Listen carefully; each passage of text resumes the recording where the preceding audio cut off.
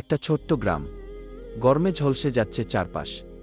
আর সেই গ্রামের এক কোণে এক বাবা আর তার ছোট্ট ছেলে। আজকের গল্পটা শুধু একটা তরমুজের না, এটা ভালোবাসা, ত্যাগ আর বাবার হৃদয়ের গল্প। দুপুরের সময় রোদ যেন আগুন হয়ে ঝরছে। ছোট্ট ছেলেটা ঘরের কোণে বসে আছে, তার ঠোঁট শুকিয়ে গেছে। সে ধীরে বলল, বাবা, খুব তৃষ্ণা লাগছে, আমার তরমুজ খেতে ইচ্ছা করছে। বাবা তখন পাশে বসেছিলেন, ছেলের মুখের দিকে তাকিয়ে রইল। তার চোখে ক্লান্তি, কিন্তু ছেলের কথায় বুকটা কেঁপে উঠল, কারণ তার পকেটে তখন একটাও টাকা নেই। তবুও সে মিথ্যা হাসি দিয়ে বলল, আচ্ছা বাবা, আমি নিয়ে আসছি। বাবা বের হয়ে গেল প্রচণ্ড রোদের মধ্যে।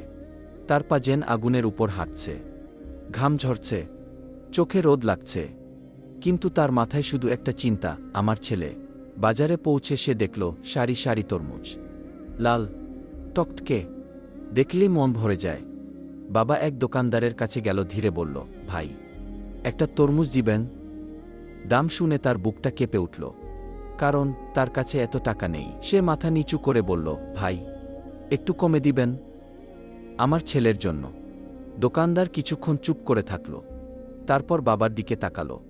তার চোখে হয়তো বাবার কষ্টটা ধরা পড়েছিল।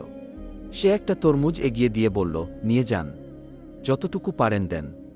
বাবা তরমুজটা নিয়ে বাড়ি ফিরল, মুখে ক্লান্তি কিন্তু মনে শান্তি। ছেলেটা দৌড়ে এসে জড়িয়ে ধরল, বাবা, তুমি এনেছ। তার চোখে তখন আনন্দের ঝিলিক। বাবা তরমুজটা কেটে দিল, লাল রসালো টুকরো বের হল। ছেলেটা খেতে শুরু করল, প্রতিটা কামড়ে তার মুখে হাসি। হঠাৎ সে থেমে গেল, বাবার দিকে তাকিয়ে বলল, বাবা, তুমি খাচ্ছ না কেন? বাবা মৃদু হাসল, তুমি খাও বাবা, আমি পরে খাবো। ছেলেটা কিছুক্ষণ চুপ করে থাকল, তারপর এক টুকরো তুলে বাবার দিকে বাড়িয়ে দিল, না বাবা, তুমি না খেলে আমি খাবো না। বাবা থমকে গেল, তার চোখ ভিজে উঠল। সে ধীরে তরমুজটা নিল, এক কামড় দিল, কিন্তু সেই স্বাদ তরমুজের মিষ্টি না, এটা ছিল সন্তানের ভালোবাসা।